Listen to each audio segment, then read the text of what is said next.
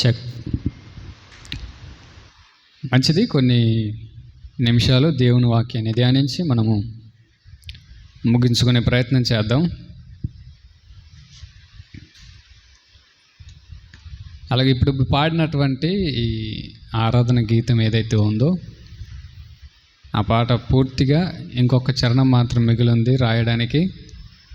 అది మన తరపునే వస్తుంది కాబట్టి ఆ పాట కోసం కూడా ప్రార్థన చేయండి.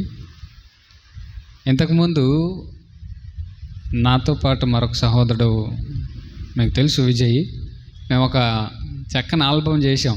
దాంట్లో నేను కూడా ఒక పాట రాసి పాడాను. ఆ పాట కూడా మీకు అందరికీ తెలుసు కదా, యూట్యూబ్లో కూడా ఉంటుంది. అలా ఇప్పుడు మరొక కొన్ని పాటలు ఉన్నాయి, కానీ వాటిని రికార్డ్ చేసి మనం అందరికీ అందించాలంటే అది సాధారణమైన విషయం కాదు. దాదాపు ఒక్కొక్క పాటకు వచ్చేసి 20 నుంచి 50 వేల వరకు అవుతుంది. కాబట్టి మనము అలా స్లోగా చేసుకుంటూ వస్తున్నాం. ఎన్నో సంవత్సరాలుగా జమ చేస్తున్నటువంటి డబ్బులు వాటన్నిటినీ ఒక్కొక్క సాంగ్ కోసం మనం ఖర్చు పెడుతున్నాం. కాబట్టి త్వరలోనే 2 పాటలు మనకు రికార్డు చేయబడబోతున్నాయి. ఈసారి నేను హైదరాబాద్కి వెళ్ళినప్పుడు ఆ రికార్డింగ్ పని పూర్తి చేసుకొని రావటానికి అన్ని ఏర్పాట్లు చేశాం. కాబట్టి వాటి కోసం ప్రార్థన చేయండి.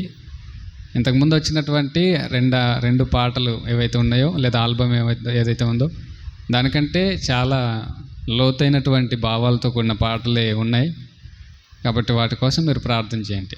ఓకే, ఇది ప్రార్థన రిక్వెస్ట్ అన్నమాట. ఈ సమయంలో మనం వాక్యం చదువుదాం రండి. పోయిన వారం 2 తల్లుల గురించి మనం నేర్చుకున్నాం.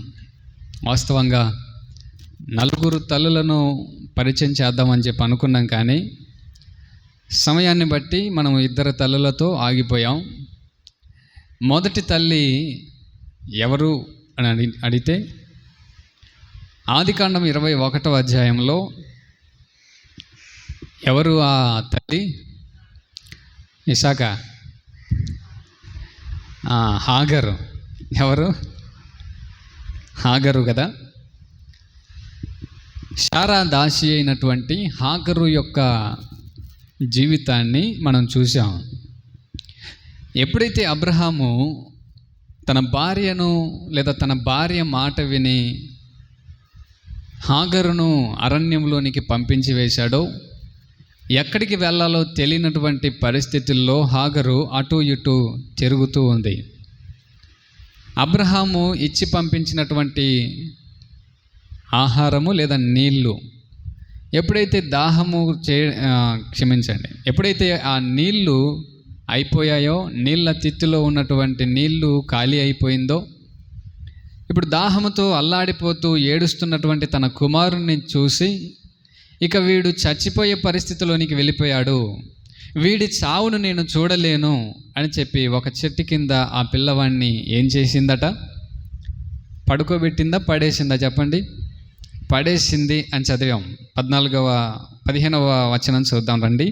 ఆదికాండం 21వ అధ్యాయము 15వ వచనం. ఆ తిత్తిలోని నీళ్లు అయిపోయిన తర్వాత ఆమె ఒక పొద క్రింద ఆ చిన్నవాణ్ణి పడవేసి, ఆ పిల్లవాని చావు నేను చూడలేను అనుకుని వెంటివేత దూరం వెళ్ళి వానికి ఎదురుగా కూర్చుండెను. ఆమె ఎదురుగా కూర్చుండి ఎలుగెత్తి ఏడ్చెను. దేవుడు ఆ చిన్నవాని మొర వినెను. చూసారా? ఎప్పుడైతే నీళ్ళు అయిపోయాయో, ఇక నా కుమారుడు చనిపోబోతున్నాడని చెప్పి పడేసి వెళ్ళిపోయింది. దూరం నుంచి చూస్తుందట. వాడి ఏడుపు ఎప్పుడైతే ఆగిపోతుందో, ఇక నా కుమారుడు చచ్చిపోయాడు అనే విషయాన్ని ఆమె కన్ఫర్మ్ చేసుకుని వచ్చి శవాన్ని తీసుకొని వెళ్ళాలనుకునిందేమో. కానీ గమనించండి, ఒకవైపు తల్లి ఏడుస్తుంది, నా కుమారుని నేను చంపుకోబోతున్నానే అని చెప్పి, నా కుమారునికి కనీసం నేను పాలు కాదులే, కనీసం నీళ్లు కూడా ఇవ్వలేనటువంటి పరిస్థితిలో ఉన్నానే అని బాధతో ఏడుస్తూ ఉంది దూరంగా ఆ తల్లి. అలాగే దాహంతో అల్లాడిపోతూ ఏడుస్తున్నాడు ఆ చిన్న కుర్రవాడు. అయితే ఆ ఏడుపు కాస్త, చిన్న కుర్రవాని ఏడుపు కాస్త ఆగిపోయింది. ఏమైంది? 17వ వచనం మనం చూస్తున్నాం. దేవుడు ఆ చిన్నవాని మొర వినెను అని ఉంది చూడండి. ఎప్పుడైతే చిన్నవాడు మొరపెడుతున్నాడో, ఏడుస్తున్నాడో, ఆ చిన్నవాని యొక్క మొరను దేవుడు విన్నాడట. ఇప్పుడు దేవుడు ఎప్పుడైతే ఈ కుర్రవాణి యొక్క లేదా చిన్నవాణి యొక్క ఏడుపును విన్నాడో, విన్న వెంటనే దేవుడు కలుగు చేసుకున్నాడు. ఇప్పుడు చిన్నవాణి యొక్క ఏడుపు కాస్త ఆగిపోయింది. ఏమైంది? ఏడుపు ఆగింది. గమనించండి, వింటి వేతంత దూరంలో తల్లి ఆ చిన్నవాడిని కనిపెడుతూ, తన కుమారుని కనిపెడుతూ కూర్చుంది, ఏడుస్తుంది. ఎప్పుడైతే ఈ కుర్రవాణి యొక్క ఏడుపు ఆగిపోయిందో, తల్లికి ఇప్పుడు ఏమర్థం కావాలి చెప్పండి? ఏడ్చి ఏడ్చి నా కుమారుడు చనిపోయాడు అని ఈమె అర్థం చేసుకొని రావాలి. కానీ వెంటనే దేవుడు ఆమెతో మాట్లాడుతున్నాడు. ఏమని? అప్పుడు దేవుని దూత ఆకాశము నుండి హాగరును పిలిచి, హాగరు, నీకేమి వచ్చినది? భయపడకుము. ఆ చిన్నవాడున్న చోట దేవుడు వాని స్వరము విని ఉన్నాడు. నీవు లేచి ఆ చిన్నవాడిని లేవనెత్తి నీ చేత పట్టుకొనుము, వానిని గొప్ప జనముగా చేసేదనని ఆమెతో అనెను. చూసారా? దేవుడు అంటున్నాడు తన దూతను పంపి, హాగరు, నీకేమి వచ్చింది? నీ కుమారుణ్ణి పెంచలేను, వాణ్ణి పోషించలేను, వాని దాహము తీర్చలేను అని చెప్పి ఎందుకని వాణ్ణి మరణానికి అప్పగిస్తున్నావు? నువ్వు చేయవలసినటువంటి పనిని, నువ్వు చేయవలసినటువంటి ప్రయత్నాన్ని ఎందుకని ఆపివేశావు? నీ కుమారుణ్ణి ఎందుకని అలా గాలికి వదిలేశావు? నీకేమొచ్చింది హాగరు అంటున్నాడు. చూడండి, ఈరోజు ప్రతి తల్లితోనూ ప్రతి తండ్రితోనూ దేవుడు అదే అంటున్నాడు. ఒకవేళ మీ పిల్లల్ని మీరు వదిలేసినటువంటి పరిస్థితిలో ఉన్నట్లయితే, ఏమీ చేయలేమండి, వాడికి దాహము తీర్చలేను కాబట్టి నేను పడేస్తున్నానని చెప్పి పడేసి వచ్చింది. ఇప్పుడు నేను వాడిని మార్చలేను, వారికి మేము చెప్పలేము, వారిని మేము అదుపులో ఉంచలేము, వారిని కంట్రోల్ చేయలేకపోతున్నాం అని చెప్పి మీరు గాలికి వదిలేసినట్లయితే, గమనించండి, దేవుడు ఇదే ప్రశ్న మనతో కూడా అంటున్నాడు. ఏంటో తెలుసా? అసలు మీకు ఏమి వచ్చింది? నీకేం పోయే కాలం వచ్చింది? అలా వదిలిపెట్టేశావు, అలా పడేశావు అని చెప్పి అంటున్నాడు. అంటూ దేవుడు అంటున్నాడు, నువ్వు మరణానికి అప్పగిస్తున్నావు. వాస్తవంగా హాగరు తన కుమారుణ్ణి అలా పడేసిందంటే దేనికి అప్పగించేసింది? మరణానికి అప్పగించేసింది. చూడండి, మీరు మీ పిల్లల్ని చేదాటిపోయారని చెప్పి వదిలిపెట్టినట్లయితే వాస్తవంగా వారిని మీరు ఏం చేసినట్టో తెలుసా? వారిని మరణానికి అప్పగించినట్లే. ఆ మరణం వచ్చినప్పుడు వారి చావును చూసి అప్పుడు ఏడ్చి అల్లాడిపోవడం కంటే హాగరు వలె కన్నీళ్లు కార్చినట్లయితే, గమనించండి, కనీసం తల్లి దేవుణ్ణి చూడలేదు, దేవునికి ప్రార్థన చేయలేదు, కానీ ఆ చిన్న కుర్రవాడట ఏడుస్తూ ఉన్నప్పుడు దేవుడు కరిగిపోయాడు. చూడండి, ఆ కుర్రవాడి యొక్క కన్నీళ్లకు దేవుడు కరిగిపోయాడు. అప్పుడు ఏం చేస్తున్నాడో తెలుసా? నీ కుమారుణ్ణి తీసుకో, వాడిని పట్టుకో, వాడిని నేను గొప్ప జనముగా చేయబోతున్నాను. ఇక ఈ రోజుతో నా కుమారుని యొక్క ప్రాణం పోతుంది అని చెప్పి అనుకుంటున్నావు, కానీ ఈ రోజుతో నాకు ఇక కుమారుడు ఉండడు అని అనుకుంటున్నావు, కానీ ఆ కుమారుని ద్వారానే నేను ఒక గొప్ప జనాన్ని చేయబోతున్నాను అని దేవుడు బాధలో, ఏడుపుతో, అల్లాడిపోతూ అటు ఇటు తిరుగుతున్నటువంటి హాగరుకు అద్భుతమైనటువంటి జవాబునిచ్చాడు. చూడండి, తన బిడ్డల పట్ల లేదా తన కుమారుని పట్ల దేవుడు అద్భుతమైన భవిష్యత్తును గురించినటువంటి వాగ్దానాన్ని దేవుడు తన తల్లికి ఇచ్చాడు. ఈరోజు ప్రతి తల్లికి తండ్రికి దేవుడు ఇస్తున్నాడు. ఏంటో తెలుసా? మీ బిడ్డల కోసం మీరు ఎంతగా దేవుని మీద ఆధారపడితే వారి భవిష్యత్తు గురించి దేవుడు అద్భుతమైన వాగ్దానాన్ని మనకు తప్పనిసరిగా ఇస్తాడు. తర్వాత 18వ వచనం, నీవు లేచి ఆ చిన్నవాణ్ణి లేవనెత్తి నీ చేత పట్టుకొనుము, వానిని గొప్ప జనముగా చేసేదనని ఆమెతో అనెను. మరియు దేవుడు ఆమె కన్నులు తెరిచినందున ఆమె నీళ్ళ ఊట చూచి వెళ్ళి ఆ తిత్తిని నీళ్ళతో నింపి చిన్నవానికి త్రాగనిచ్చెను. చూసారా? అటు ఇటు చూసింది దేవుట. ఆమె కన్నులు తెరిచినప్పుడు ఇంతకుముందు అటు ఇటు తిరిగింది కానీ ఎక్కడా కూడా నీళ్ళ ఊట కనపడలా. దేవుడు ఆమె కన్నులను తెరిచినప్పుడు వెంటనే ఆమెకు ఏదైతే అవసరమో, తన కుమారునికి ఏదైతే ఇవ్వలేనని చెప్పి ఏడుస్తూ ఉందో ఆ నీళ్ళ ఊటని దేవుడు చూపించాడు. చూడండి, అలా నీళ్ళ ఊటను చూపించినప్పుడు వెంటనే వెళ్ళి నీళ్ళతో నింపి ఆ కుమారునికి తాగనిచ్చినట్టుగా మనం చూస్తున్నాం. అనగా కుమారుణ్ణి పెంచలేనేమో, లేదా వానికి పోషించలేనని చెప్పి పడేసినటువంటి తల్లిగా, మరణానికి అప్పగించినటువంటి తల్లిగా మనము హాగర్ని చూస్తున్నాం. ఇక వదిలేసింది, చేతులు ఎత్తేసింది హాగరు, అలాంటి తల్లిగా మనము హాగర్ను చూస్తున్నాం. కానీ దేవుడు, తల్లి అయితే చేతులు ఎత్తేసింది, కానీ దేవుడు మాత్రం ఆ కుమారుని జీవితంలో చేతులు ఎత్తేయలేదు. చూడండి, ఈరోజు దేవుడు అంటున్నాడు ఏంటో తెలుసా? నువ్వు చేతులు ఎత్తేసే పరిస్థితులు గుండా వెళ్తున్నావేమో, నా వల్ల కాదు అని చెప్పి అంటున్నావేమో, కానీ నీ వల్ల కాకపోవచ్చు, కానీ నా వల్ల అవుతుంది. మన దేవుడు ఎప్పుడు కూడా చేతులు ఎత్తేసేవాడు కాదు అనే విషయాన్ని ఎప్పుడూ మర్చిపోవద్దండి. ఇక రెండవ తల్లి గురించి కూడా మనం పోయిన వారం చూసాం. ఎవరామె?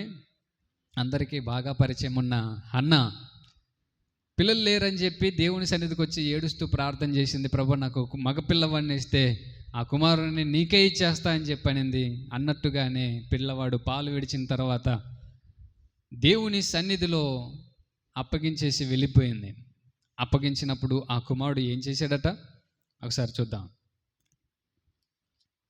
1వ అధ్యాయము 28వ వచనం చూద్దాం. కాబట్టి నేను ఆ బిడ్డను యెహోవాకు ప్రతిష్ఠించుచున్నాను, తాను బ్రతుకు దినములన్నిటను వాడు యెహోవాకు ప్రతిష్ఠితుడని చెప్పెను. అప్పుడు వాడు యెహోవాకు అక్కడనే మ్రొక్కెను. చూసారా? హన్నా తన కుమారుణ్ణి గాలికి వదిలేలా, తన కుమారుణ్ణి లోకంలో విడిచిపెట్టలా, తన కుమారుణ్ణి ఎక్కడ విడిచిపెడుతుందట? దేవుని సన్నిధిలో విడిచిపెట్టింది. చూడండి, ఏదో పొద క్రింద వదిలేసి పడేసిపోయినట్టుగా హాగర్ను చూసాం. ఇప్పుడు ఈ తల్లి ఏం చేస్తుంది? తన కుమారుణ్ణి మందిరములో వదిలేసి వెళ్తున్నట్టుగా చూస్తున్నాం. ఎప్పుడైతే దేవునికి అప్పగించిందో అంటుంది, వాడు బ్రతుకు దినములన్నిట దేవునికి ప్రతిష్ఠితుడిగా ఉంటాడు.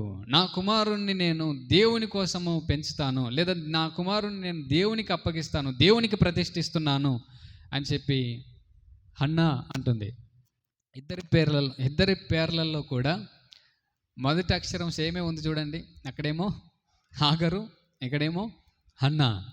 హాగరేమో తన కుమారుణ్ణి ఇక చావని, వాడి చావని అని చెప్పి ఆ అరణ్యంలో పొద కింద పడేసి వచ్చింది. కానీ హన్నా మాత్రము తన కుమారుని తీసుకొచ్చి దేవుని మందిరంలో దేవునికి అప్పగించింది.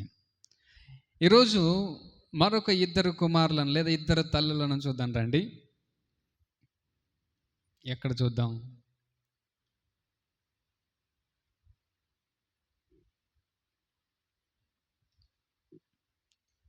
నిర్గమకాండం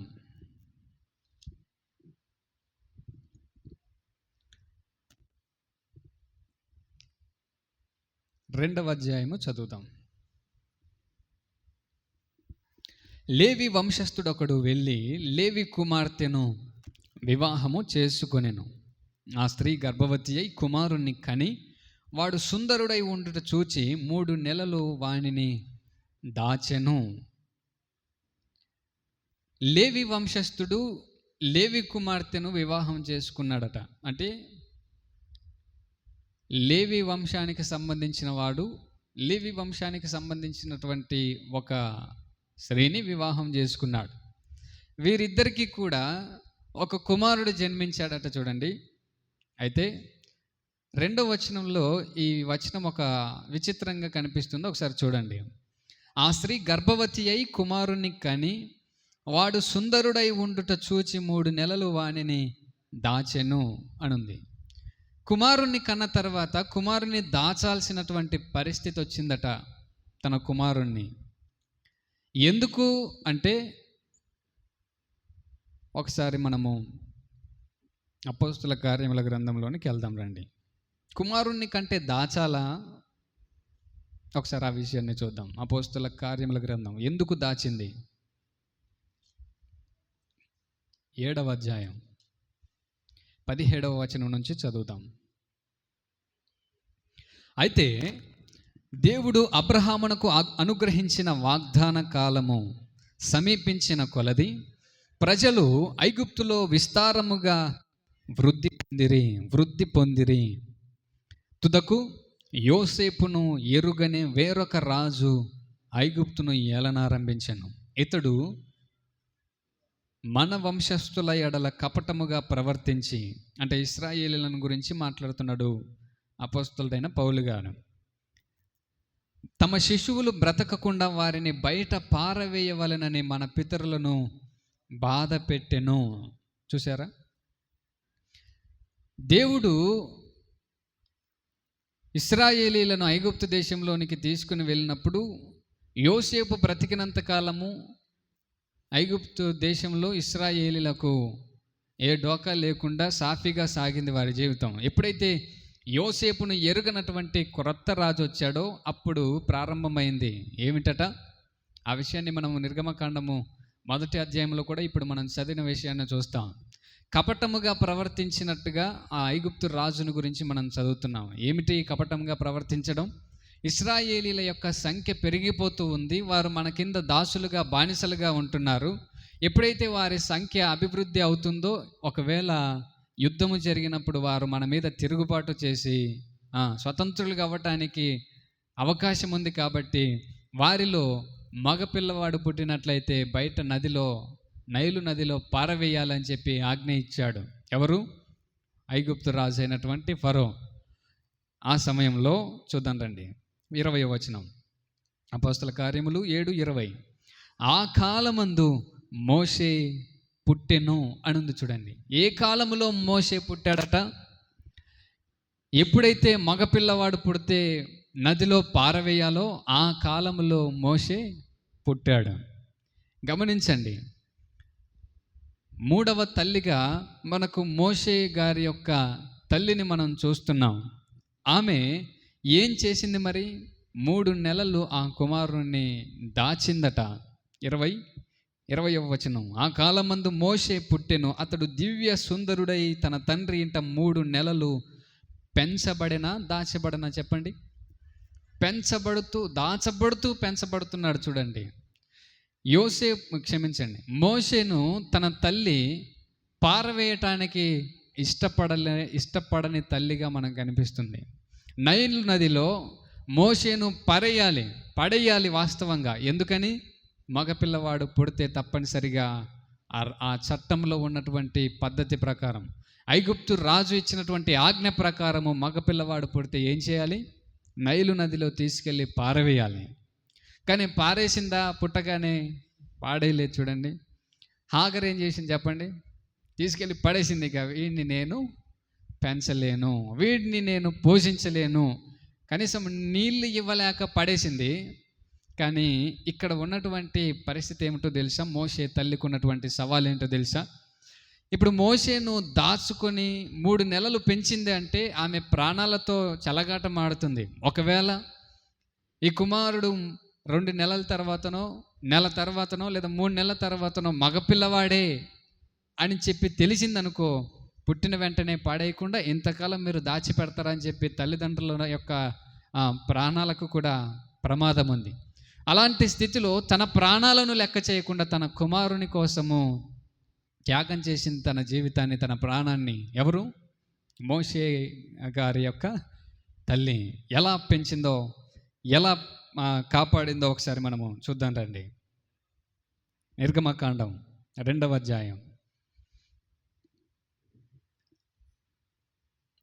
2వ వచనం. ఆ స్త్రీ గర్భవతి అయి కుమారుని కని వాడు సుందరుడై ఉండుట చూచి 3 నెలలు వానిని దాచెను. 3 నెలలు దాచేసింది, పడేలా 3 నెలలు.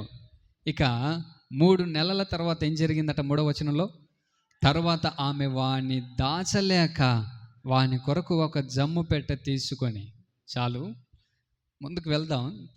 కానీ 3 నెలల వరకు కాపాడుకుంటూ వచ్చినటువంటి తల్లి 3 నెలల తర్వాతట ఏమనుంది తెలుసా?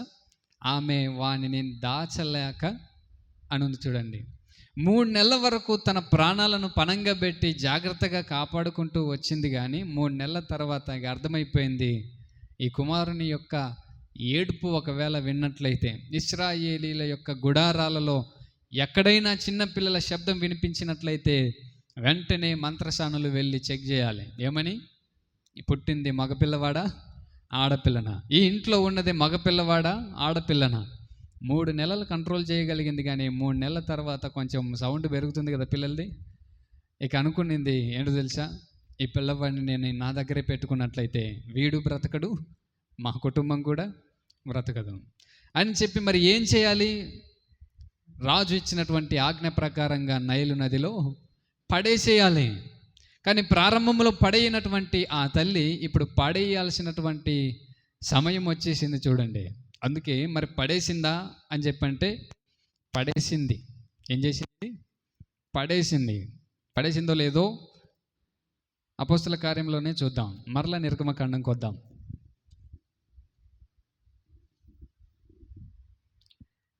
7వ అధ్యాయం 20వ వచనం 21వ వచనం చూద్దాం. ఆ కాలమందు మోషే పుట్టెను, అతడు దివ్య సుందరుడై తన తండ్రి ఇంట 3 నెలలు పెంచబడెను. తరువాత అతడు బయట పారవేయబడినప్పుడు, చాలు ఏంటట, 3 నెలల తరువాత బయట మోషే కూడా ఏం చేయబడ్డాడు? పారవేయబడ్డాడు. 3 నెలల తర్వాత మోషేను కూడా తన తల్లి బయట పాడవేయాల్సినటువంటి పరిస్థితి ఏర్పడింది. ఈరోజు ఈ మాటలు వింటున్నప్పుడు గమనించండి, దేవుడు మీ పిల్లలను, మన పిల్లలను గురించి ఈరోజు ఈ మాటలు తెలియజేస్తున్నాడు. అంటే తెలుసా, మోషే తల్లి వలె ఎంతకాలం అయితే పిల్లలు మీ దగ్గర పెరుగుతారో, ఎంతకాలం అయితే మీ పిల్లలు మీ దగ్గర ఉంటారో అంతకాలం వరకు ఓకే. కానీ వారు బయటికి వెళ్ళవలసినటువంటి సమయం వచ్చినప్పుడు, స్కూల్కో లేకపోతే కాలేజీకో వెళ్ళాల్సినటువంటి సమయం వచ్చినప్పుడు ఇక వారిని చూసుకోవాల్సినటువంటి పని మీ వల్ల అవ్వదు, మన వల్ల కాదు. వారిని జాగ్రత్తగా ఏం చేస్తున్నారు, ఎవరితో ఉంటున్నారు, ఎవరితో స్నేహం చేస్తున్నారు, ఏం మాటలు మాట్లాడుతున్నారు, ఇవన్నీ కూడా ఇక మనము కనిపెట్టవలసినటువంటి పరిస్థితిలో ఉండము, మన వల్ల కాదు. ఇప్పుడు అది 3 నెలల తర్వాత మోషే తల్లికి ఆ పరిస్థితి వచ్చింది. మన జీవితంలో ఒకవేళ వారు 10వ తరగతి అయిపోయేంత వరకు మనతో ఉండొచ్చేమో, అంతవరకు మనం వారిని బాగా పెంచగలమేమో, వారిని జాగ్రత్తగా లోకం దృష్టిలో పడకుండా దాచవచ్చేమో. కానీ ఏదో ఒకరోజు తప్పనిసరిగా మన చేతుల్లో నుంచి మాత్రం వారు బయటికి వెళ్ళక తప్పదు. అలా వెళ్తున్నటువంటి సమయంలో ఈరోజు మోషే తల్లి ఏం చేసిందో మనం అది చేయాలి. ఏం చేసింది మరి? ఆమె 3 నెలల తర్వాత బయట పారవేసింది కదా. పారవేసినటువంటి తల్లి, నేనేమీ చేయలేను, నేను ఇక వీన్ని కాపాడలేను అని చెప్పి మిగిలినటువంటి ఆ ఇశ్రాయేలు తల్లుల వలె డైరెక్ట్గా ఆ పిల్లవాడిని తీసుకెళ్ళి వెళ్ళి నదిలో పాడవేయాల.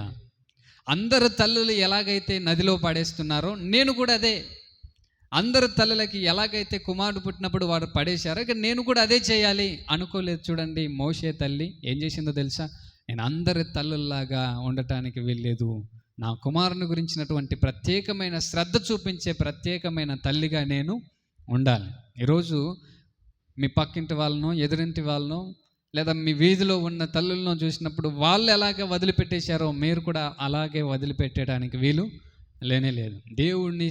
దేవునికి వచ్చిన దేవుణ్ణి తెలుసుకున్న మనము, దేవుని సన్నిధికి వచ్చినటువంటి మనము, దేవుని వాక్యాన్ని వింటున్నటువంటి మనము, దేవుని వాక్యములో ఉన్న భక్తుల యొక్క జీవితాలను తెలుసుకుంటున్నటువంటి మనము వారి వలె కనీసం జీవించడానికి ప్రయత్నాలు చేయాలి. మోషే తల్లి మరి ఏం చేసింది? 3 నెలల తర్వాత వాడిని దాచలేక ఏం చేసిందట? 3వ వచనం, నిర్గమకాండం 2వ అధ్యాయం 3వ వచనం. తర్వాత ఆమె వాడిని దాచలేక వాని కొరకు ఒక జమ్ము పెట్టె తీసుకొని దానికి జిగట మన్నును కీలును పూసి అందులో ఆ పిల్లవాణిని పెట్టి ఏటి ఒడ్డున జమ్ములో దానిని ఉంచగా, చూసారా, అందరు తల్లుల్లా ఈ తల్లి వెళ్ళి పడేసేలా, కానీ తన పిల్లవాని కోసమట ఏం చేసింది? ఒక జమ్ము పెట్టి తీసుకొని దానికి జిగట మన్నును కీలును పూసి ఒక పెట్టెను తయారు చేసింది. నదిలో ఉన్నటువంటి నీళ్లు లోపలికి రాకుండా, ఆ పెట్టెలోనికి రాకుండా చక్కగా జిగట మన్నును కీలును తారును పూసినట్టుగా చూస్తున్నాం. నైలు నదిలో పడేసేయాలి, వాస్తవంగా పడేసింది. రాజు యొక్క ఆజ్ఞను ఏమైనా తిరస్కరించిందా? తిరస్కరించలా. రాజు యొక్క ఆజ్ఞను తిరస్కరించలా, అలాగే తన కుమారుణ్ణి కూడా నేను పోగొట్టుకోకూడదు అనేది ఆ తల్లికి ఉన్నటువంటి ఒక ఉద్దేశం. జమ్ము పెట్టెలో పెట్టి నీళ్ళల్లో దాచింది, నీళ్ళల్లో దాయబడ్డాడు. ఎవరు? గమనించండి, అప్పటి వరకు ఇంటిలో దాయబడినటువంటి మోషే చిన్న పిల్లవాడిగా ఇప్పుడు 3 నెలల తర్వాత నీళ్ళల్లో దాచబడుతున్నట్టుగా మనం చూస్తున్నాం చూడండి. బయట పారవేయబడినప్పుడు అని అన్నప్పుడు అందరి తల్లుల నైలు నదిలో పడేసి వెనక్కి తిరిగి వచ్చేలా, నైలు నదిలో పడేసేలా ఆమె ఆ తల్లి ఏం చేసిందో తెలుసా? నైలు నదిలో విడిచిపెట్టి వచ్చింది, లేదా నైలు నదిలో ఆ తల్లి తన కుమారుని దాచిపెట్టి వచ్చింది. ఇంట్లో చూసినట్లయితే, ఇంట్లో ఉన్నట్లయితే, మంత్రసానులు వచ్చి పరీక్షించి కుమారుడే అని తెలుసుకున్నట్లయితే డైరెక్ట్గా వెళ్ళి నదిలో పడేస్తారు. కానీ ఇక్కడ దాచలేను కాబట్టి మరి ఎక్కడ దాచాలి? ఎక్కడైతే ఆ పిల్ల ప్రాణం పోతుందని చెప్పి ఆ స్థలాన్ని నిర్ణయించారో నైలు నదిని, ఆ నైలు నదిలో వాస్తవంగా పిల్లల ప్రాణం పోవాలి. కానీ ఎక్కడైతే ప్రాణం పోతుందనే భయం ఉందో ఆ స్థలంలోనే నా కుమారుణ్ణి దాచాలి అనే ఒక నిర్ణయం తీసుకుని చూడండి ఆ తల్లి. అందుకే ఏం చేసిందట? ఆ పెట్టెను తయారు చేసి దానికి చక్కగా నీళ్లు రాకుండా ఆ పెట్టెలోనికి కీలును అలాగే జిగటమన్నును పూసి అందులో ఆ పిల్లవాడిని పెట్టి ఏం చేసింది? ఆ పిల్లవాడిని పెట్టి ఏటి ఒడ్డున జమ్ములో దానిని ఉంచగా, ఏంటట? ఏటి ఒడ్డున, నదిలో పాడేలా, ఏటి ఒడ్డున జమ్ములో పెట్టిందట. జమ్ములో పెడితే ఏమవుతుంది చెప్పండి? పెట్టె అటు ఇటు కదలకుండా ఒక దగ్గర చక్కగా ఉంటుంది, నదిలో కొట్టుకొని పోకుండా ఉంటుంది. అది ముఖ్యం. ఏంటి? జమ్ములో పెట్టిందంటే నదిలో కొట్టుకొని పోకుండా జాగ్రత్తగా ఒక దగ్గర ఉంది. రెండవ కారణము, ఆ జమ్ములో వాడిని పెట్టడానికి గల కారణం ఏంటయ్యా అంటే ఎవరికి ఆ కుమారుడు కనిపించకుండా జాగ్రత్తగా ఉండటానికి కూడా పెట్టింది. అనగా 2 ఉద్దేశాలతో, 2 కారణాల చేత ఆ తల్లి తన కుమారుని తీసుకుని వెళ్ళి ఆ నైలు నదిలో ఉన్నటువంటి ఆ జమ్ములో ఆ కుమారుని దాచింది. వాస్తవంగా అక్కడ ఈ మాట ఉంది, ఒకసారి చూడండి. అందులో ఆ పిల్లవాణిని పెట్టి ఏటి ఒడ్డున జమ్ములో దానిని ఉంచగా అని ఉంది. కానీ వాస్తవంగా ఉంచగా కాదు,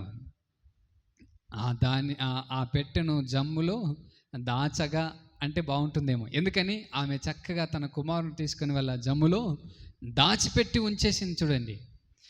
అలా దాచిపెట్టినప్పుడు తనకున్నటువంటి మనసు ఏమిటంటే నా కుమారుని మాత్రం నేను ప్రాణాలు పోగొట్టుకోవడానికి వీలు లేదు, ఇంత అద్భుతమైనటువంటి సుందరమైన కుమారుని నేను పోగొట్టుకోవడానికి వీలు లేదు. మరి అందరు తల్లులు పోగొట్టుకుంటున్నారు కదా, అందరు తల్లులు పడేస్తున్నారు కదా అని చెప్పంటే అందరు తల్లులు వారి కుమారులను వదిలేస్తారేమో నైల్ నదిలో, కానీ నా కుమారుని మాత్రం నేను నా చేతిలోంచి వదిలేసేయడానికి నాకు ఇష్టము లేదు అనేది ఆ తల్లికి ఉన్నటువంటి ఆ ఉద్దేశం చూడండి.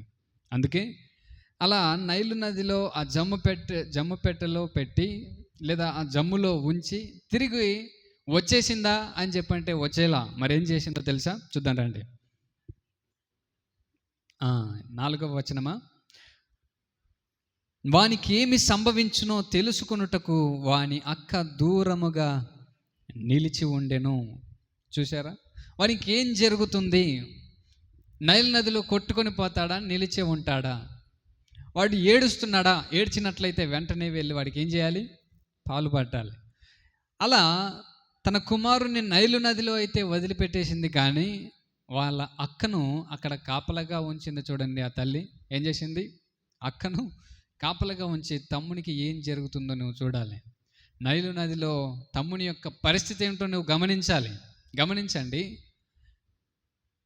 ఇంటిలో ఉన్నంత కాలము ఆ కుమారుని యొక్క లేదా ఆ పిల్లవాని యొక్క బాధ్యతలను ఎవరు తీసుకున్నారు? తల్లి తీసుకునింది. ఇంటి నుంచి బయటికి వెళ్ళిపోయిన తర్వాత ఆ కుమారుని యొక్క బాధ్యతను ఇప్పుడు ఎవరికి ట్రాన్స్ఫర్ అయింది చెప్పండి? అక్కకు ట్రాన్స్ఫర్ అయింది చూడండి. అనగా తల్లిదండ్రుల యొక్క చేతిలో నుంచి బయటకు వచ్చిన తర్వాత ప్రతి తమ్ముని గురించినటువంటి బాధ్యత అన్న తీసుకోవాలి, ప్రతి చెల్లెల గురించినటువంటి బాధ్యత అక్కలు తీసుకోవాలి. అలాగే అక్కల బాధ్యత తమ్ముడు తీసుకోవాలి. ఏమన్నాను? అక్కల బాధ్యతలు చెల్లెళ్ళు, అన్నల బాధ్యత తమ్ముళ్ళు కూడా తీసుకోవాలి.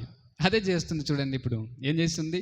వానక్క దూరముగా నిలుచుండి చూస్తుంది, దూరం నుంచే కనిపెడుతుంది ఏం జరుగుతుంది, మా తమ్ముని యొక్క పరిస్థితి ఏమిటి, వాడు ఎలా బ్రతుకుతున్నాడు, ఏ స్థితిలో ఉన్నాడు, ఏం తింటున్నాడు, లేదా ఏమి ఏడుస్తున్నాడా అని చెప్పి దూరం నుంచి జాగ్రత్తగా పరిశీలన చేస్తుంది. మీ తల్లిదండ్రులు ఒకవేళ మిమ్మల్ని విడిచిపెట్టి పెద్దోడైపోయాడండి, వానికి ఇప్పుడేం చెప్తాం, పెద్దోడైపోయారండి, దూరంలో చదువుకుంటున్నారండి అని చెప్పేటటువంటి పరిస్థితిలో ఉన్నట్లయితే సహోదరులుగా మీరు వారి మీద తప్పనిసరిగా బాధ్యత వహించాలి. తల్లిదండ్రులు కొన్ని విషయాలు చెప్పలేకపోవచ్చు, మాట్లాడకపోవచ్చు. అలాంటి సమయంలో వాటిని గురించినటువంటి వివరణ, వాటిని గురించినటువంటి హెచ్చరికలు తప్పనిసరిగా పెద్దవాళ్ళైతే మీరు చెప్పగలగాలి. ఒకవేళ పెద్దవాడే పాడైపోతున్నట్లయితే చిన్నవాడైనా సరే వారిని సరిచేయవలసినటువంటి బాధ్యత ఉంది. అదే ఆ రోజు మోషే గారి యొక్క అక్క చేస్తున్నటువంటి పని. ఈరోజు ఈ మాటలు వింటున్నప్పుడు గమనించండి, మనం మోషే గురించో మోషే అక్క గురించో మనం ఈరోజు మాట్లాడడం లేదు, కానీ మోషే తల్లి చేసినటువంటి పనిని ఒక్కసారి జ్ఞాపకం చేసుకోండి అని చెప్పి అంటున్నాను. ఏమిటి ఈ తల్లి చేసిన పని? తన కుమారుని నైల్ నదిలో వదిలేయాల్సినటువంటి పరిస్థితి అయితే వచ్చింది, కానీ ఊరికే అందరిలా వదిలేసేలా తన కుమారుని కోసం అద్భుతమైనటువంటి చక్కని ఒక జమ్ము పెట్టెను తయారు చేసి వదిలేసింది. మీ పిల్లలను మీ నుంచి మీ చేయి దాటి బయటికి వెళ్ళేలోపు వారిని దేవుని యొక్క కంచెలో, దేవుని యొక్క కాపుదలలో, దేవుని యొక్క హస్తపు నీడ వారి చుట్టూ ఉంచే విధంగా వారిని ఆత్మీయంగా పెంచాల్సిన బాధ్యత ప్రతి తల్లి మీద, తండ్రి మీద ఉందనే విషయాన్ని మర్చిపోరానికి వీల్లేదు. అందుకే ఈ సందర్భంలో ఈ మాట ఒకసారి చూద్దాం రండి. పేతురు మొదటి పత్రిక, పేతురు రాసిన పత్రిక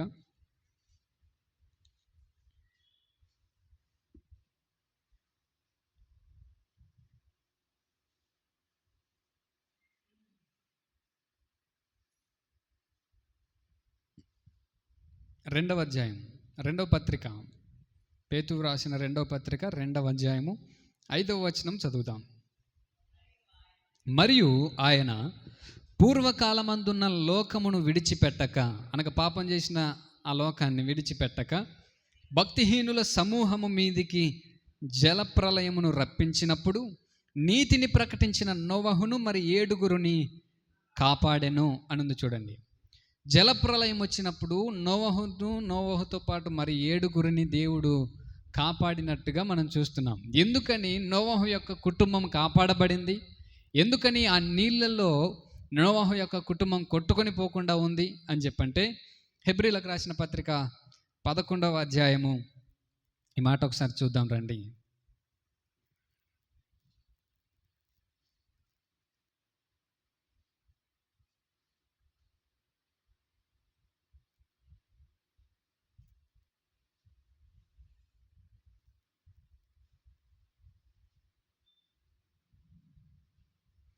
ఏడవ వచనం, హెబ్రీలకు రాసిన పత్రిక 11వ అధ్యాయము 7వ వచనం, పేజ్ నంబర్ 207, కొత్త నిబంధన. విశ్వాసమును బట్టి నోవహు అది వరకు చూడని సంగతులను గూర్చి దేవుని చేత హెచ్చరింపబడి భయభక్తులు గలవాడై తన ఇంటి వారి రక్షణ కొరకు ఒక ఓడను సిద్ధము చేసెను అని ఉంది. చూడండి, అక్కడ మనం అండర్లైన్ చేయాల్సిన మాట ఏంటంటే, తన ఇంటి వారి రక్షణ కొరకు ఒక ఓడను సిద్ధము చేసెను. అందుచేత ఏమైంది? అందువలన అతడు లోకం మీద నేరస్థాపన చేసి విశ్వాసమును బట్టి కలిగు నీతికి వారసుడాయను అని చూడండి. ఎప్పుడైతే ఆయన తన ఇంటి వారి కొరకు ఒక ఓడను సిద్ధం చేశాడో, ఆ ఓడ ద్వారా నోవహును మరి 7 ఏం పొందారట? ఆ జలప్రలయం నుంచి తప్పించబడ్డారు లేదా రక్షించబడ్డారు. ఎందుకు నోవహు యొక్క కుటుంబం తప్పించబడింది అంటే, నోవహు తన ఇంటి వారి కోసము ఒక ఓడను సిద్ధం చేసుకున్నాడు. ఎందుకని మిగిలినటువంటి తల్లుల వలె తన కుమారుణ్ణి మోషే తల్లి పోగొట్టుకోలేకపోయింది అని చెప్పంటే, మోషే తల్లి తన కుమారుని కొరకు ఒక జమ్ము పెట్టెను తయారు చేసుకునింది. అనగా తన కుమారుని ఏదైతే కాపాడుతుందో, తన కుమారుని మీదకి ప్రమాదం రాకుండా, ప్రళయం రాకుండా, నీళ్ళల్లో కొట్టుకొని పోకుండా ఏదైతే కాపాడుతుందో, కాపాడగలిగేది తన కుమారుని చుట్టూ ఆ తల్లి సిద్ధం చేసుకునింది చూడండి. ఈరోజు మనల్ని, మన బిడ్డల్ని కాపాడాలంటే దేవుని యొక్క కాపుదల ఉండాలి. ఈ లోకంలో మన పిల్లలు కొట్టుకొని పోకుండా, పాపంలో కొట్టుకొని పోకుండా ఉండాలంటే వారిని బహు జాగ్రత్తగా కాపాడేది, వారి చుట్టూ కంచెగా ఉంచేది దేవుని యొక్క సన్నిధి, దేవుని యొక్క కరుణా హస్తము. ఆ హస్తములో నుంచి వారు దూరం కాకుండా ఉండాలంటే ప్రార్థన ద్వారా దేవుడు వేసే ఆ కంచెను మనం వారి చుట్టూ వేయాలి. నీళ్లు లోపలికి రాకుండా ఉండాలని జమ్ము పెట్టి తయారు చేసింది. లోకంలో సైతాన్ యొక్క పన్నాగాలు మన బిడ్డల మీదకి రాకుండా ఉండాలంటే మనము వారి చుట్టూ దేవుని యొక్క కంచెను వేయాలా లేదా చెప్పండి. కానీ యోబు ఈ విషయంలో ముందున్నాడు. ఒకసారి ఆ మాట చదివి మనం ముగించుకుందాం రండి. ఏం చేద్దాం? 10వ వచనం, యోబు గ్రంథం 1వ అధ్యాయం. యోబు గ్రంథము 1వ అధ్యాయము 10వ వచనం చదువుదాం. నీవు అతనిని, అతని ఇంటి వారికిని, అతని కలిగిన సమస్తమునకును చుట్టూ కంచె వేసితివి కదా. నీవు అతని చేతి పనిని దీవించుచుండుట చేత అతని ఆస్తి దేశములో బహు విస్తరించి ఉన్నది. చూసారా? 9వ వచనం కూడా ఒకసారి చదువుదామా. అపవాది అంటున్నాడు, యోబు ఊరికయే దేవుని యందు భయభక్తులు గలవాడాయన. నీవు అతనికిని, అతని ఇంటి వారికిని, అతని కలిగిన సమస్తమునకు నువ్వు చుట్టూ కంచె వేసితివి కదా. చూసారా? యోబు భయభక్తులు కలిగిన వాడుగా ఉన్నాడు. నేనేమో యోబు యొక్క ఇంటిలోనికి ప్రవేశించకుండా, యోబును ఇబ్బంది పరచకుండా నేను ఉన్నాను. కారణం ఏంటయ్యా అంటే, యోబు ఇంటి చుట్టూ, తన కుమారుల చుట్టూ నువ్వు ఏం చేశావు? కంచె వేశావు. దేవుడు యోబు ఇంటి చుట్టూ ఏం చేశాడు చెప్పండి? కంచె వేశాడు. మరొకసారి, యోబు ఇంటి చుట్టూ ఎవరు కంచె వేశారు? దేవుడే కంచె వేశాడు. ఎందుకని దేవుడే యోబు ఇంటి చుట్టూ కంచె వేశాడో తెలుసా? పైన ఒకసారి ఆ మాట చదువుదాం. 1వ అధ్యాయము 2వ వచనం. అతనికి 7 కుమారులను 3 కుమార్తెలను కలిగిరి. అతనికి 7,000 గొర్రెలను, 3,000 ఒంటెలను, 500 జతల ఎడ్లను, 500 ఆడుగాడిదలను, బహుమంది పనివారును అతనికి ఆస్తిగా ఉండెను. తర్వాత 4వ వచనం చదువుదాం. అతని కుమారులందరూ వంతుల చొప్పున అనుదినము ఒకరినొకరు తమ తమ ఇండ్లలో విందు చేయనై కూడనున్నప్పుడు తన 3 అక్కచెల్లెలతో తమతో కలిసి అన్నపానములు పుచ్చుకొనవలెనని వారిని పిలిపించుచు వచ్చిరి. తరువాత 5వ వచనం మనకు ఇంపార్టెంట్, చదువుదాం. వారి వారి విందు దినములు పూర్తి కాగా యోబు తన కుమారులు పాపము చేసి తమ హృదయములో దేవుని దూషించిరేమో అని వారిని పిలువనంపించి వారిని పవిత్రపరచి అరుణోదయమున లేచి వారిలో ఒక్కొక్కరి నిమిత్తమై దహన బలి అర్పించుచూ వచ్చెను. యోబు నిత్యము అలాగున చేయుచుండెను. చూసారా? యోబు తన కుమారులను, తన కుమార్తెలు అందరినీ పిలిచి ఎక్కడ వీరు దేవుని దృష్టిలో పాపం చేశారేమో అని వారిని పవిత్రపరిచి వారిని బట్టి దేవునికి దహన బలులు అర్పిస్తూ ప్రతి దినము అరుణోదయమున లేచి దేవునికి దహన బలులు అర్పించేవాడిగా యోబు కనిపిస్తున్నాడు. అలా యోబు నిత్యము చేస్తుండేవాడట. ఏం చేసేవాడు? అరుణోదయముననే ఉదయాన్నే లేచి తన కుమారుల కోసము యోబు దహన బలులు అర్పించేవాడు. ఈరోజు దేవుడు మనతో అంటున్నాడు, మరి ఉదయాన్నే లేచి మీ పిల్లల కోసం మీరు ప్రార్థన చేస్తున్నారా? విలాప వాక్యముల గ్రంథంలో ఆ మాట ఉంటుంది. ఏమని? నీళ్లు కుమ్మరించినట్లు అరుణోదయమునే లేచి మీ పిల్లల కొరకు ప్రార్థన చేయండి అని చెప్పి దేవుని వాక్యం సెలవిస్తుంది. ఆ మాట ఒకసారి చదువుదాం రండి. విలాప వాక్యములు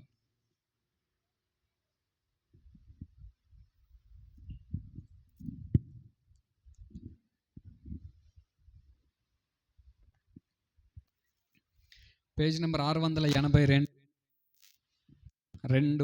2వ అధ్యాయము 19వ వచనం చదువుదాం. నీవు లేచి రేయి మొదటి జామున మొర్రపెట్టుము, నీళ్లు కుమ్మరించున్నట్లుగా ప్రభు సన్నిధిని నీ హృదయమును కుమ్మరించుము. నీ పసిపిల్లల ప్రాణము కొరకు నీ చేతులను ఆయన తట్టు ఎత్తుము అని ఉంది చూడండి. రేయి మొదటి జాముననే నీవు లేచి దేవుని సన్నిధిలో ప్రార్థన చేయి. నీ పసిపిల్లల ప్రాణం కొరకు దేవుని సన్నిధిలో మొరపెట్టు, ఆయన వైపు నీ చేతులెత్తు అని చెప్పి అంటుంది దేవుని వాక్యం. మరి యోబు చేశాడా? యోబు అరుణోదయముననే లేచి తన పిల్లల కోసం ప్రార్థన చేసేవాడు. తన పిల్లల కోసము బలులు అర్పించేవాడు. అలా దేవుని సన్నిధిలో ప్రతి దినము కనిపించేవాడు కాబట్టి, నిత్యం అలా చేసేవాడు కాబట్టి యోబు ఇంటి చుట్టూ దేవుడు ఏమేశాడు?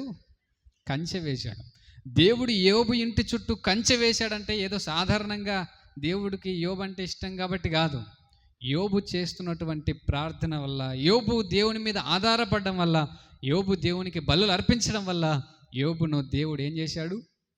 కంచె వేశాడు. లేదా యోబు ఇంటి చుట్టూ, తన కుమారుల చుట్టూ దేవుడు కంచె వేసినట్టుగా మనం బైబిల్లో చూస్తున్నాం. మన పిల్లల చుట్టూ, మన ఇంటి చుట్టూ, మనకు కలిగిన అంతటి చుట్టూ దేవుని యొక్క కంచె ఉండాలంటే లేచిన వెంటనే దేవుని సన్నిధిలో మనం ప్రార్థనలో గడిపేవారిగా కనిపించాలి. దేవుని సన్నిధిలో మనము మన సంఘం కోసం ప్రార్థన చేయాలి, పిల్లల కోసం ప్రార్థన చేయాలి, రక్షించబడినటువంటి వాళ్ళ కోసం ప్రార్థన చేయాలి. ఇలా ఈ జరుగుతున్నటువంటి సేవ పరిచర్య కోసం ప్రార్థన చేయాలి, స్థానిక సంఘ సేవకుల కోసం ప్రార్థన చేయాలి, మన సంఘములో ఉన్న వారందరినీ జ్ఞాపకం చేసుకుంటూ అనారోగ్యంతో ఇబ్బందులు పడుతున్న వారి కోసం ప్రార్థన చేయాలి. ఇవన్నీ కూడా మనం చేయాల్సింది ఎప్పుడయ్యా అంటే ఈ మొదటి జాముననే లేదా అరుణోదయముననే లేయాలి. అరుణోదయముననే అంటే ఎన్ని గంటలకు చెప్పండి?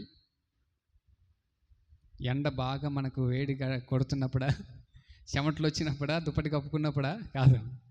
రేయి మొదటి జామున లేదా అరుణోదయమున అనగానే మీరు 5 గంటల లోపు లేదా 6 గంటల లోపు లేచి 6 తర్వాత మీరు లేయడానికి వీల్లేదు. పొరపాటున 6 అయింది అనుకోండి, లేకుండా మరలా 12 వరకు పడుకోకండి. రాత్రి 6 లోపు మనం మనిషి లేచిపోవాలి. 6 లోపు లేచి ఆ ఉదయాన్నే దేవుని సన్నిధిలో ప్రార్థన చేయాలి. అరుణోదయం అంటే 6 కూడా కాదు. అరుణోదయం అంటే 5 లోపే మనం లేచి దేవుని సన్నిధిలో ప్రార్థన చేయాలి. లేచిన వెంటనే మనం కలవాల్సింది ఎవరినయ్యా అంటే మొదటిగా దేవుణ్ణి కలవాలి, దేవునితో సంభాషించాలి, దేవుని మాట వినాలి. దేవుని వాక్యాన్ని చదివినట్లయితే మనం దేవుని మాట విన్నట్లే. అలా దేవుని వాక్యాన్ని విని దేవునికి ప్రార్థన చేసి తర్వాత మేము పనుల్లో ముందుకు వెళ్ళినట్లయితే ఆ దేవుడు ఏం చేస్తాడు? మరి యోబు ఇంటి చుట్టూ కంచె వేసినట్టుగా మన ఇంటి చుట్టూ కూడా కంచెను వేస్తాడు. అప్పుడు అపవాదికి చోటు ఉండదు, వాడు మన లోపలికి రావడానికి అవకాశం ఉండదు. కాబట్టి ఈరోజు మోషే తల్లి వలె నీ పిల్లల కోసము, నీ ఇంటి కోసము నీవు ఏదో సిద్ధపరచాలి. ఆ సిద్ధపరిచేది ఏంటో దేవుడు నీకు తెలియజేసినట్లయితే దాని కొరకు నువ్వు ప్రయాసపడాలి, తప్పనిసరిగా సిద్ధపరచాలి. నోవహు తన ఇంటి వారి కోసం ఓడ సిద్ధపరిచినట్టుగా, మోషే తల్లి యోకెబెదు తన కుమారుని కోసము జమ్ము పెట్టెను సిద్ధపరిచినట్టుగా నీవు నీ పిల్లల కోసము దేవుడిచ్చేటటువంటి కంచెను సిద్ధపరచడానికి తగిన ప్రార్థనలు చేయాలి. మరొక తల్లి కూడా ఉంది. సమయం అయిపోయింది, వచ్చే వారం చూద్దాం. తలలు వంచండి, కళ్ళు మూసుకోండి, ప్రార్థనలో ఉందాం. ప్రభు సన్నిధిలో ప్రార్థన చేయండి. ప్రభువా, మోషే తల్లి అందరూ తల్లుల్లా తన కుమారుణ్ణి లోకానికి విడిచిపెట్టలా. సహోదరులు, క్రైస్తవులుగా ఉన్న నీవు, క్రైస్తవులుగా ఉన్న మనము అన్యజనుల పిల్లలను వారు ఎలా అయితే లోకానికి విడిచిపెడతారో అలా మీ పిల్లలు మీరు లోకానికి విడిచిపెట్టడానికి వెళ్ళలేదు.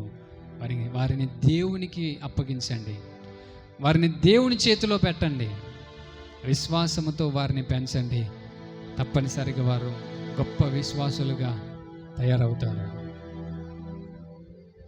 ఈరోజు ప్రభువా, మోషే తల్లి అందరు తల్లుల్లా విడిచిపెట్టక పాడవేయకుండా ఎలాగైతే తన కుమారుని కోసం ప్రత్యేక శ్రద్ధను వహించిందో మేము మా పిల్లల కోసం ప్రత్యేక శ్రద్ధ కనపరచాలి.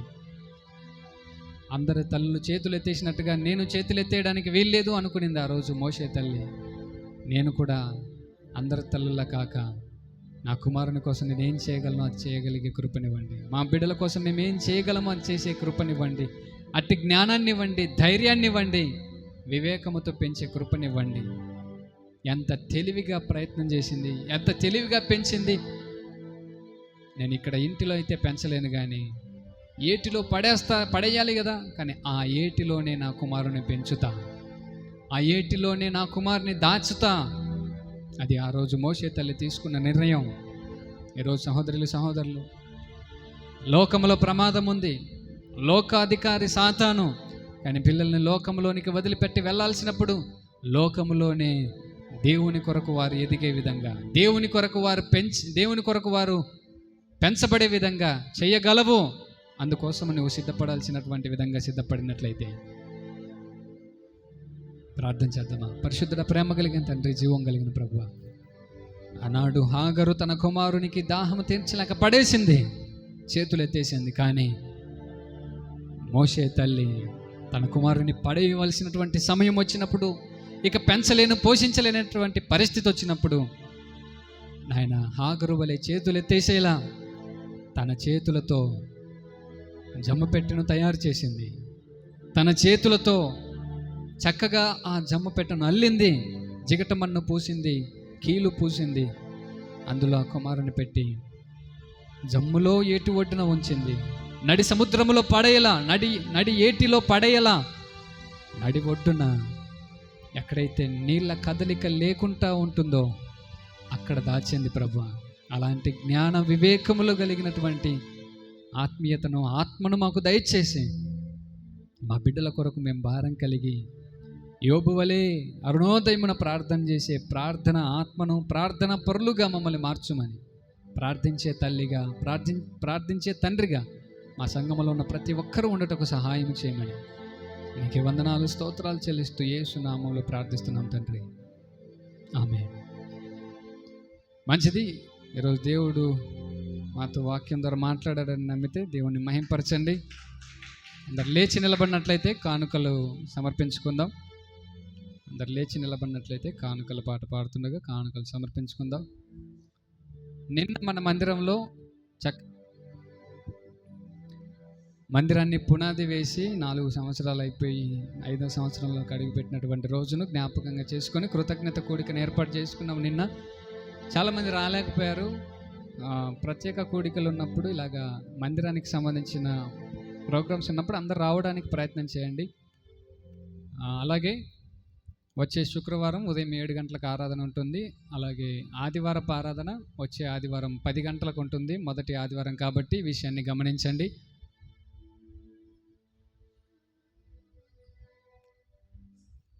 అలాగే మైక్ సెట్ కోసం ఇంకా కొంచెం డబ్బులు తక్కువ పడ్డాయి. ఎవరైనా ఇవ్వగలిగితే లింగరాజు గారికి ఇవ్వండి.